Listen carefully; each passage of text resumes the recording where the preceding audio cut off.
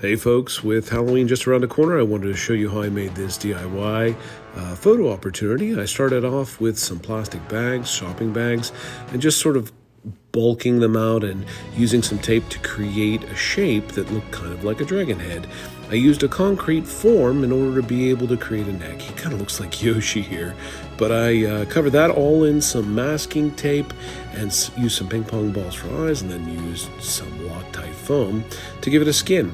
Loctite foam's real easy to use. You just spray it on, spray it with some water, allow it to sit for about 3 minutes, and then it's sculptable, and you can make it into just about any shape you like. It cures hard and durable and waterproof. Once that had cured, I came back with a knife and I wanted to remove the lower jaw in order to be able to give it a more interesting expression. So this is a great thing about Loctite foam. You can cut this. I remove the insides of the head, much like you would for a piñata, and then I just reposition the jaw anywhere I want with some additional masking tape, and then spray it in, and it's locked in forever. I played around with the jaw position a little bit until I came up with something I liked. In fact, you'll see later I edited it even further, and we'll talk about it in a few moments.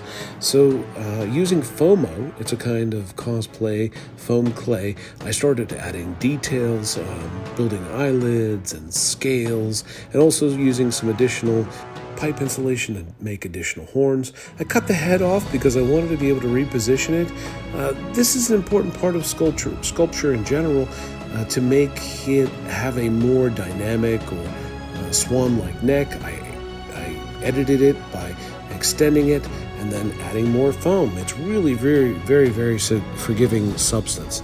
I made the teeth out of some polymer clay and baked them and used some hot glue to put them in place, then came back and gave them gums with a little bit more of that Fomo clay that I had mentioned earlier. I've often seen really cool photo opportunities in haunts, and I wanted to be able to have one on my own. And so I thought, well, we'll just do something really dramatic. I made some scales out of some really thin craft foam, and you can see I just sort of hand designed them, cut them out, and used a little bit of rubber cement in order to adhere them to the underside of the neck, kind of like you would see with a snake. This is flooring foam that I cut into scales as well, used a heat gun to curve it, and then also used some rubber cement to adhere it. I had a scale mold that I had created from another project, and I took out some latex scales, pulled those, and then stuck those on with some rubber cement. There's a little bit of a theme here. And he was just about ready to paint.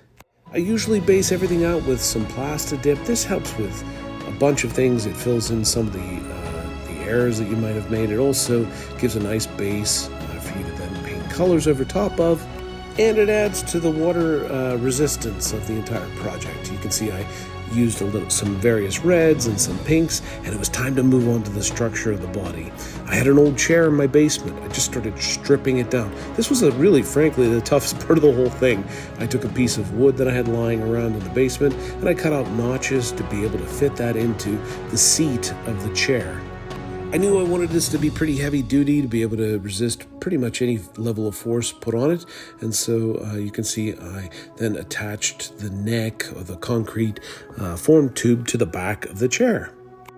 He needed some shoulders, so I started by using a hole saw to create an 1.5 inch hole diameter on both sides, and also folded it up with another piece of PVC and some various types of foam. I mean, with Loctite, you just have to build out the structure with whatever you have around, and then come back and cover it with that foam. If you get really good with the trigger, you can learn to minimize the use of your foam in order to be able to make the material go further and reduce your costs. The shell that I'm creating here is going to hold the whole project together, and frankly, once it's in place, you're about 3/4 of the way there. I used some additional flooring foam to create some more chest scales to follow that pattern from the neck, and also a little bit of Loctite in order to marry the edges together. I took patties of that foam and smashed them down in order to make those larger scales, and also some pool noodle and wire and some pink insulation board to create hands. You can see here I spray it on, I sprayed it with the water, and then I sculpted it, including the knuckles and everything everything else. And then I just attached those to the ends of the arm.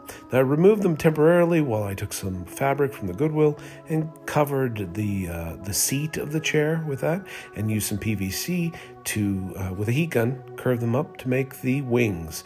These are dollar store tablecloths. Really, they're amazing for lots of purposes, and I was using them to skin out the wings. I took some rubber cement, coated that on the back of the PVC pipe, allow it to dry, and then it just adheres directly. I used a little bit more Loctite foam in order to be able to create visual interest on the fingers of the wings.